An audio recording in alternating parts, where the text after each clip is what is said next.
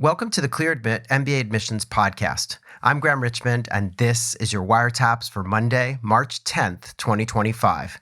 I'm joined by Alex Brown from Cornwall, England. Alex, how are things? Very good. Thank you, Graham. So I know we talked about spring last week, but it's been really nice here in Paris. The sun is shining, and it's definitely feeling like winter is, being pushed out. So that's good news here. How about you? Yeah, as soon as we finish recording, I'm hoping to go on a bike ride. Ah, nice. All right. So, so tell me what's been going on. Are people using our chatbot still and asking interesting questions? What's been happening on the wires? I mean, we're getting really close. So, we've had some decisions coming, right? Round 2 decisions have started with some programs last week. So what's on tap here? Yeah, I mean, decision weeks, as we call it internally, has certainly begun. Tepper last week was the top school, I would say, that's released their round 2 decisions, lots of waitlist decisions, actually. Yeah, I saw that. And admissions decisions, and admit decisions, I should say. But this upcoming week, we've got Rice Jones, Darden, Goizueta, Tuck, Fuqua, Ross,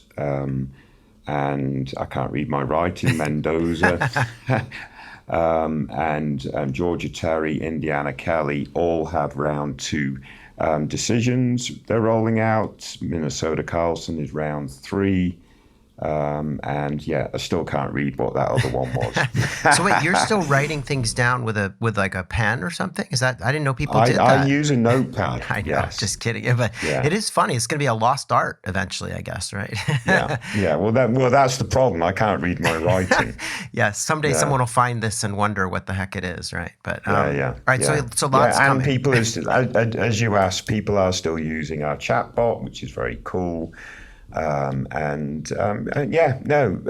going to see, hopefully, on the site, lots of increased activity over the next 2, maybe 3 to 4 weeks. So through the month of March is where the thick of the round 2 decisions are released, and Livewire is a great place for lots of activity. As a result of that, and hopefully DecisionWire too, as folks start making decisions on where they're going to enroll this season. Yeah, that's always super helpful. If you get a decision, please share it on DecisionWire. In terms of, even if you don't know where you're going to go, you can post undecided. So sharing that outcomes data is great. I think it's great for the community to see where people get in and how they decide. So speaking of all that stuff, if you get acceptance letters, one of the things that you may not know is that people get invited to these welcome weekends, and that's where the school kind of rolls out the red carpet. So if you're listening and you are anticipating getting some offers, you may get invited to these welcome weekends or welcome events, admitted student events. And we just did an admissions tip about this, Alex. And I remember when I was reading the tip, which I recommend anyone read if you're going to be heading off to one of these things, I remembered one of the key points that we make about how to get the most out of a welcome weekend is a point that you've stressed repeatedly. And that is, it says, if you have more than one acceptance and you find that the welcome events are the same weekend, where should you go? How do you decide? And the tip that we give is go to the school that is your current top choice. And do you want to explain why that is? Because I know you feel strongly about that. Yeah, I mean, it's for a couple of reasons. One is, if you go to the school that you're not quite as enamored with, maybe you'll get overly influenced and so forth. But I think the main reason is, this is the beginning of your networking opportunities with your potential peers, etc. Lots of folks are starting to look at where they're going to live, on campus, off campus, etc., etc. So I think these welcome weekends are really important to start your MBA journey, not waiting until preterm and so forth. So that's in essence why I would encourage to really think long and hard which is your order of priority, and if there is a clash, go to the school that you currently favor. Yeah, that makes great sense. So you can read that admissions tip on our website. There's a lot of other bits of advice on how to manage those weekends. It's obviously a fun time. So I still remember my welcome weekend that I attended at Wharton. So a lot of fun. Speaking of events, we have a whole bunch of events on the calendar for May. You and I have been chatting the last couple of weeks here about the MBA Fair that we're putting on in Boston on May 14th. There are 24 schools signed up for that. You can go to bit.ly/MBA Fair 2025 to sign up, and it's good. Everyone's coming, so it's going to be a great, a great event and an efficient event if you're trying to see, all the top schools in one place. So, in one evening. Oh, yeah, Graham. yeah. Sorry to interrupt. No. I think it's Darden. Oh, you figured it out. Oh, no. I had Darden written earlier. It can't be Darden. Oh, man. Well, if you figure it out. Sorry about that. So, speaking of Darden, they're going to be at this event in Boston. So definitely sign up for that if you can. The other thing is, for those of you very far away who have no hope of going to Boston to hang out with all these schools for our evening, we are doing a bunch of virtual events in May, as we always do. News is forthcoming on those, but there'll be 4 of those events over the month of May. And, we've got a lot of top schools, Wharton, Stanford, Columbia. I mean, all the kind of leading programs are signed up to join us for those virtual events as well. So stay tuned for more details. I actually think we just ran a piece on the website about those events, so you probably can sign up at this point. But I'll get you guys a short link probably next week as we get closer and closer to May. But it's still, plenty of time. So, Alex, other stuff that's going on, we did... I got it. Oh, you found it. You figured it out. What is it? It's our prior sponsor. It's Owen. Oh, Owen. Yeah. Okay. Yeah. Vanderbilt. Yes. Okay. So lots of news coming next week. We should wish everyone, the best of luck who's waiting on those decisions. But yeah, it's going to be exciting next few weeks here.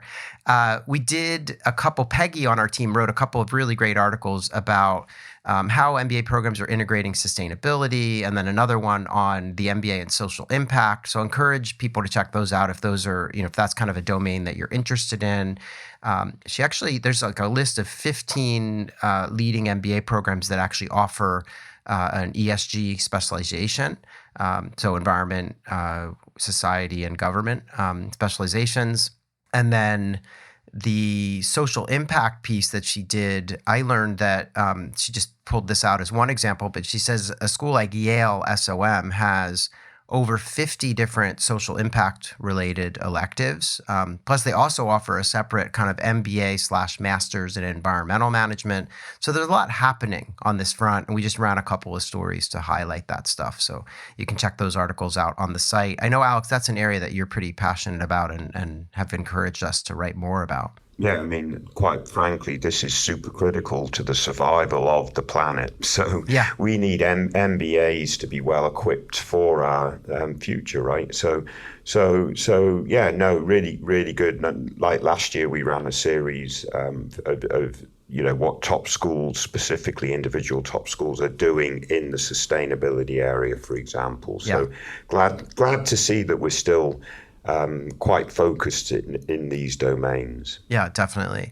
Other big stuff on the website, we've kicked off our Real Humans Alumni series. And this is a series we do every spring. I think most of our listeners are familiar with the Real Humans concept. We do it with current students. We connect with admissions directors. And this is the Alumni series. Again, just trying to show people that MBA grads are regular people and that they're out there doing cool stuff. So we connected with Gabriel. He was our first alum this year. And Gabriel is from a place called Gig Harbor, Washington, which just sounds like such a great name for a town. I guess there are a lot of rock shows there. I'm not sure why it's called Gig Harbor. Well, do you know this place? Yeah, but let me check. No, I don't. But gigs are also boats. Okay. So it has to be that. Yeah. So where I live in Cornwall, we do gig rowing. Okay, so and that's it's an event. So maybe it's nothing to do with your rock star stuff, Graham. I know you're a rock star and you have a bias towards other rock stars. Yes, but I I'm always guessing think it might be a boat. Yes, it totally is. Okay, so Gabriel's from Gig Harbor, Washington. Went to Tufts for undergrad in Boston. Studied econ, international relations. And then, then went to work for the Federal Reserve Board of Governors. He also did some work for at Analysis Group, which is like an economic consulting firm. And then he ended up at HBS for his MBA, which he completed back in 24. And he's now working at American Express in an HR role. His title is manager/chief of staff at American Express. I don't really understand exactly the nature of his role, but the interview does get into some of the things he's been doing there. But we did ask him a question, which is, what about your MBA prepared you for your current career? And he said, an unexpected benefit of HBS's case method was that it provided me with the skill to think quickly on my feet, to tactfully push back on others' ideas in a value-creating way.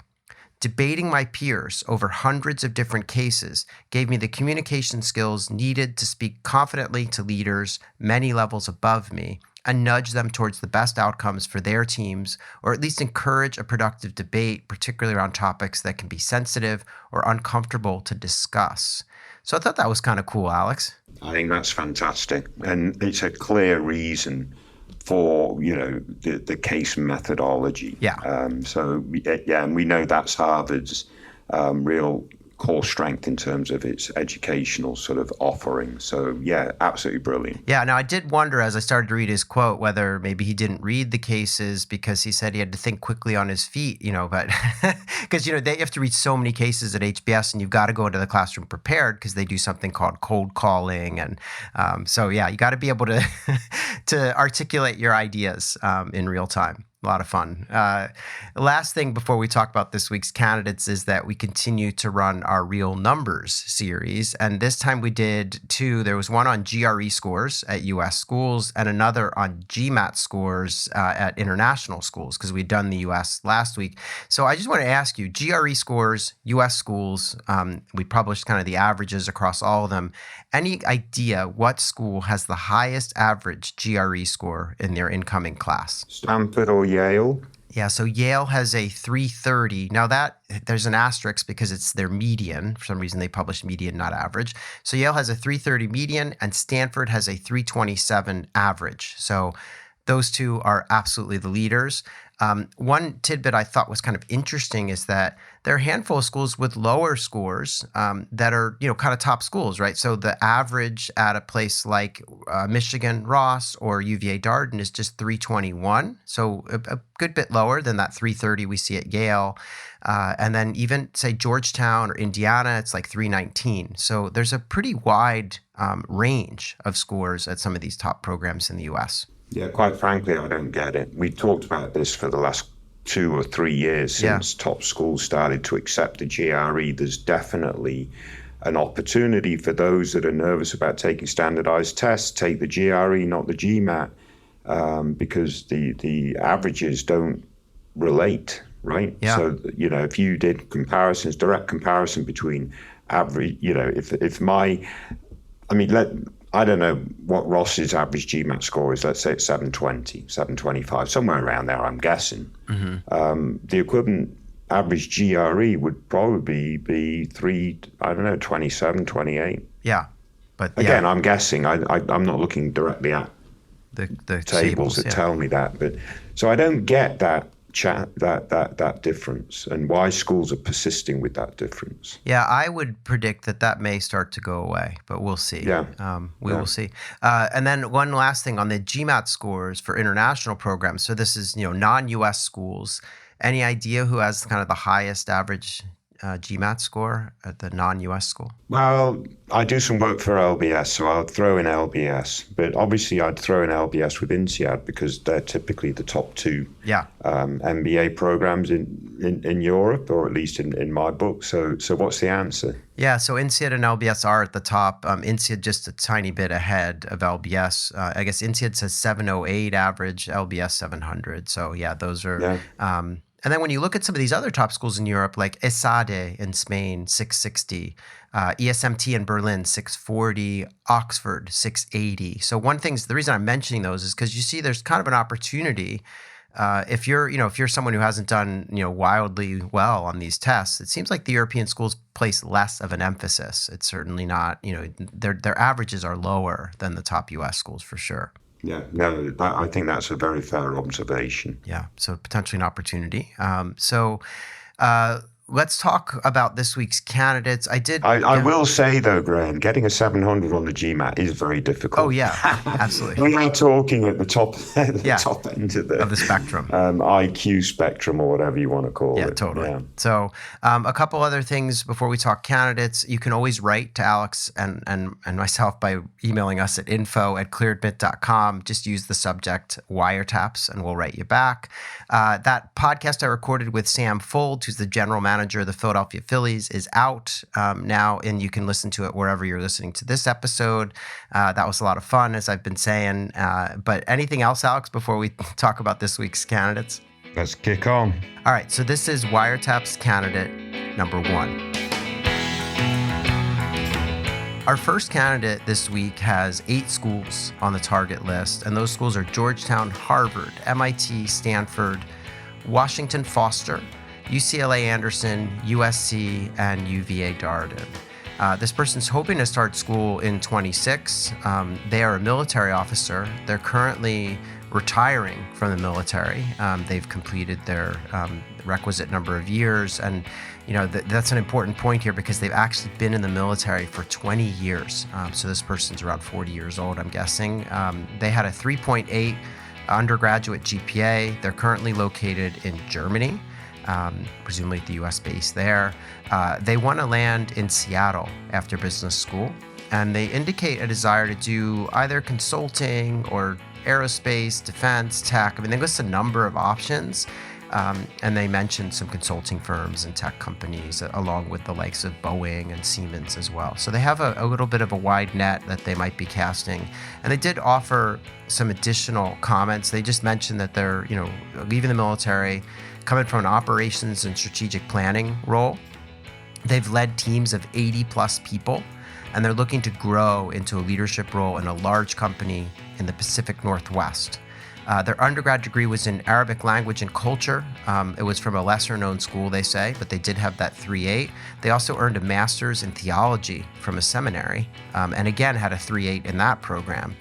They are still working to take one of the tests, and their biggest question is, would it be better to go to an M7 program or a local MBA program if they want to find a position in Seattle?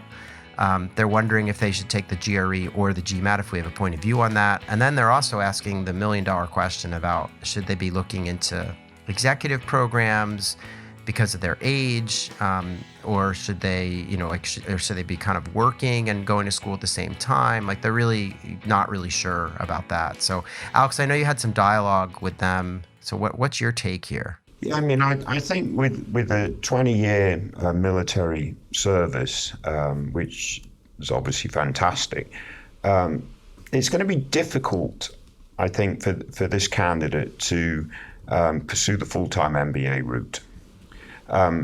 Again, it would delay their sort of transition into the private sector by another couple of years, so they'll be 42, 43 at that point. I think a better option is if they have the networks and the contacts and can get into a role coming out of the military in the defense sector. So obviously there's natural sort of affinity for that coming out of the military. If they can do that and then explore MBA options, they might be better off. And their MBA options are still very viable and valid and so forth. And it might be a hybrid option, it might be a part-time option, it might be an executive MBA option, even at a top school if they want to choose that route. Or they've got Stanford on their list. Maybe they could qualify for their MSX program or whatever that 1-year program is at Stanford. Mm-hmm. Yeah. But so I think their first order of business should be to transition into the private sector, and then to evaluate their MBA options to get those skills that they need to then navigate the private sector versus how they've navigated their military career. And I'm saying all this.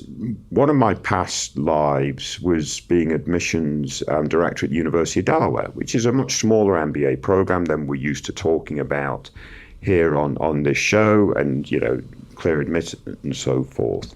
But we had a small full-time program and a larger part-time program, and some of the quality of the folks in that part-time program coming out of Wilmington, Delaware, were top-notch, and they were able to use, the academic, the faculty, absolutely fantastic, the academic learnings, etc., in sort of senior leadership roles, even though they were just coming to the University of Delaware, not, let's say, the Wharton School or other highbrow M7 type environment. So I wouldn't dismiss going to a more regional part-time program once they've gotten into the role that they're seeking.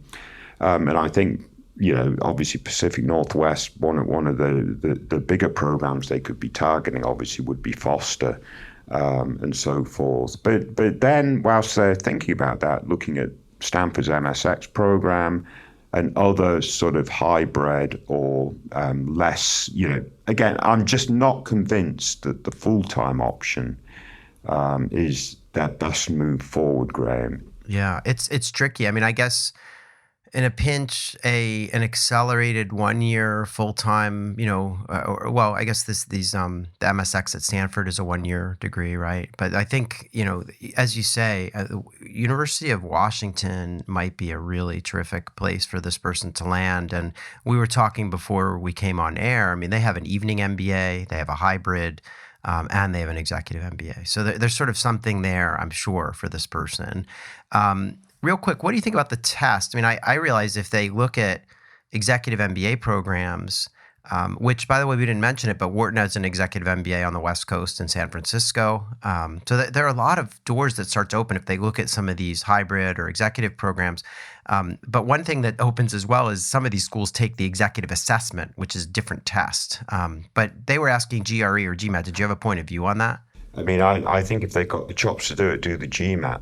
Yeah. But as we just discussed earlier, maybe getting the GRE done is more of an easier access. And looking at their academic profile, there's obviously not as much quant in there. Obviously, we don't know during their military career what sort of analytics, et cetera, they were exposed to. So it might be the GRE is a better fit for them.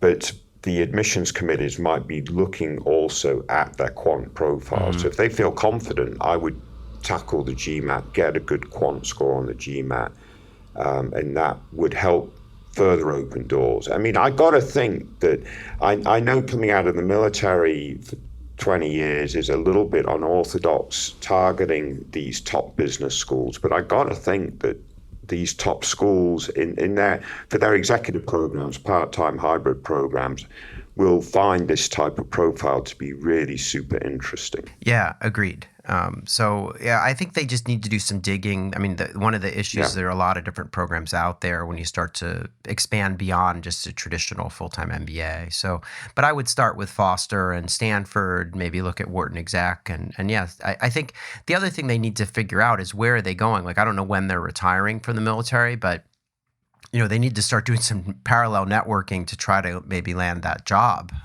whether it's at a Microsoft or a Boeing or somewhere out in the Pacific Northwest. So they have some work to do.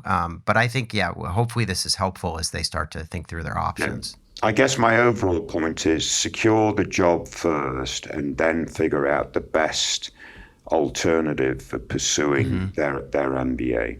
Agreed. Yeah. All right. Well, I want to wish them the best of luck. Thank them for their service and for sharing, their profile here. So let's move on, though, and talk about Wiretap's candidate number 2. So this week's second candidate, we go from an older candidate to a super young candidate. This person is still in college. They're looking at deferred enrollment MBA programs. So they're looking at Harvard, Kellogg, Stanford, and Wharton. They're going to be applying this spring. As you know, you apply now, get in, then you go off and work for 2 to 5 years, and then you join the MBA program. So they're looking to lock in a seat. So they're going to be applying shortly. They've got a job already lined up for post-college, and that is a consulting gig with MBB. They don't tell us which one, but they're going to consulting. They are thinking about something entrepreneurial maybe after business school. GMAT score is a 725. That equates to like a 760 on the old scale, in case you're more used to that. They have 4.0 GPA from undergrad. And they mentioned that they're, a college senior at a top 20 undergrad institution. They're majoring in psych with a minor in business. And, again, going to be heading off to MBB to do consulting. They co-founded a couple of college clubs, and they've been working on their own startup while they're a student. They've had a lot of leadership roles. And Alex, one of the particular things that they brought up is that while that 725 is a 99th percentile and converts to a 760 on the original test, they only got a 48th percentile in the verbal reasoning section.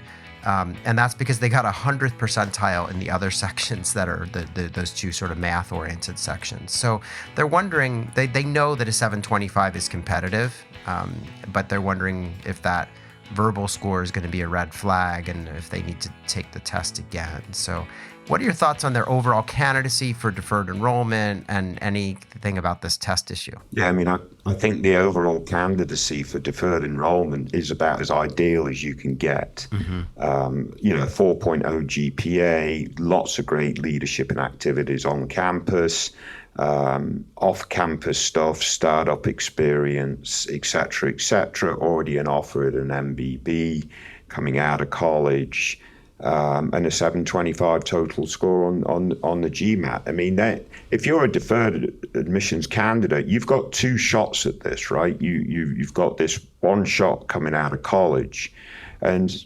only applies to reach schools. If you aren't successful, then you've got the second shot coming back in 2 or 3 years' time, applying through the more traditional route. So I think this candidate is in great shape. Obviously, they're a little bit concerned about this 48% verbal reasoning score. And yeah, it's a little bit of an anomaly, but schools, they can assess. Obviously, they can look at their essays, although there are various ways to write essays these days, I suppose. But in the interview, just checking their communication skills. So just making sure that their communication skills seem appropriate, etc. So yeah. Graham, we actually slacked about this particular candidate, although I know you said you don't remember.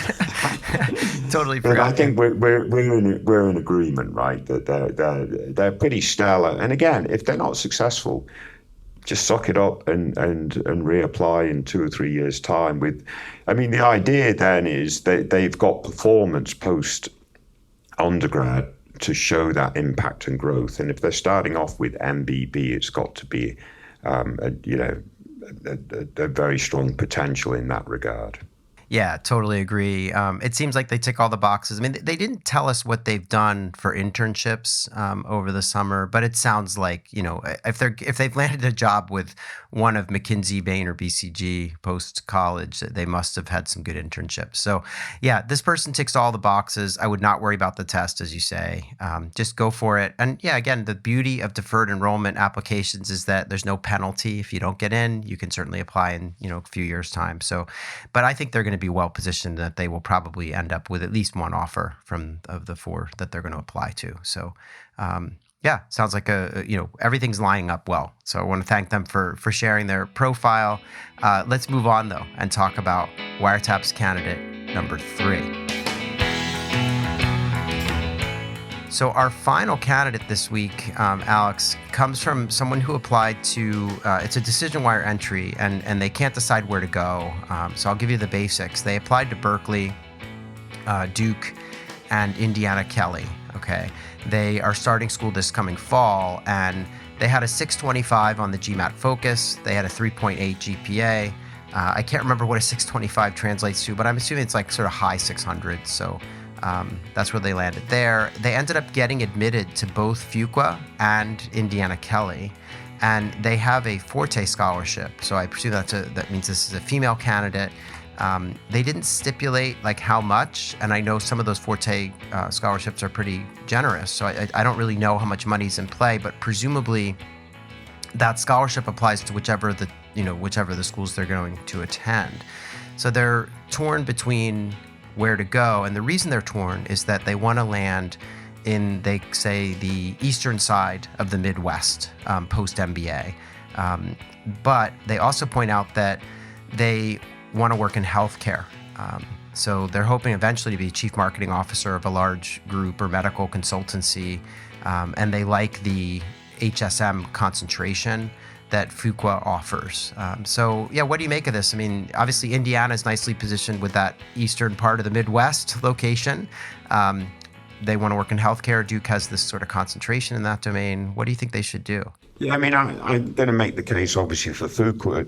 Well, not obviously, but for Fuqua in this case, I think. I mean, Fuqua is renowned for its healthcare management program.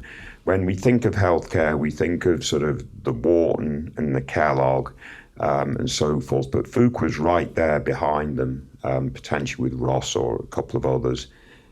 So I think that's important in this case because this person really has a strong focus in this particular sector. And, you know, I think Fuqua is also, well, I know Fuqua is sort of in the tier above Indiana Kelley. So whilst Indiana Kelley is a very strong program, Fuqua is just that sort of notch a little bit higher overall, which would give, you know, Fuqua alums a little bit more geographic flexibility, I think, and certainly be able to place someone in the region that they're seeking, even if Indiana Kelley specifically is stronger in that sort of more localized sort of area. So I think when it all comes down to it, Graham, I think Fuqua does make a lot of sense for this candidate. Yeah, I tend to agree. I mean, I think both schools offer a really great, almost like quintessential kind of college town experience, campus. You know, they both have beautiful campuses. They're in great locations. So they're great programs. But, you know, Duke does have this strength in healthcare.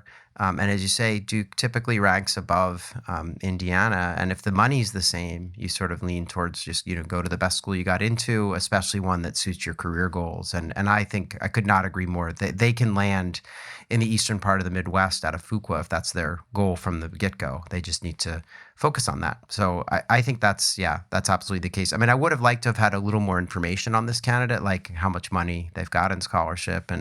But it sounds like, I guess it's going to be the same amount for either school. So maybe it's not as much of a factor. But yeah, just interesting. Would have been interesting to know a little bit more about them. But they didn't leave us a lot of details on their past experience and stuff.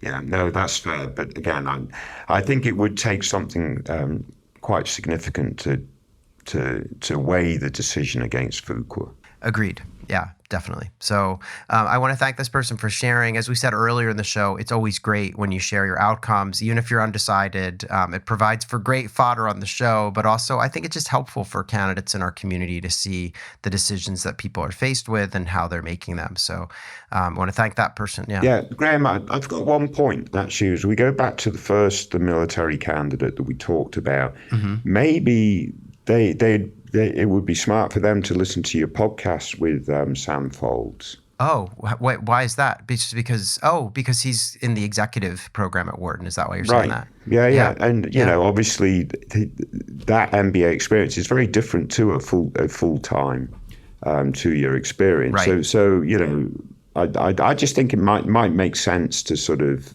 start to think about, you know, that type of route and that you mentioned that's just been published, so I'm pretty excited to listen to it myself. So I think good for candidates thinking about, you know, working and doing an MBA concurrently and how to manage that and the impact of the MBA whilst working, etc. Yeah, and actually in that interview, Sam does talk quite a bit about, you know, this ability. You're in the classroom one day and then you drive over to work and you're instantly able to kind of see connections between what you're learning in class and what you're doing at work. So definitely good stuff.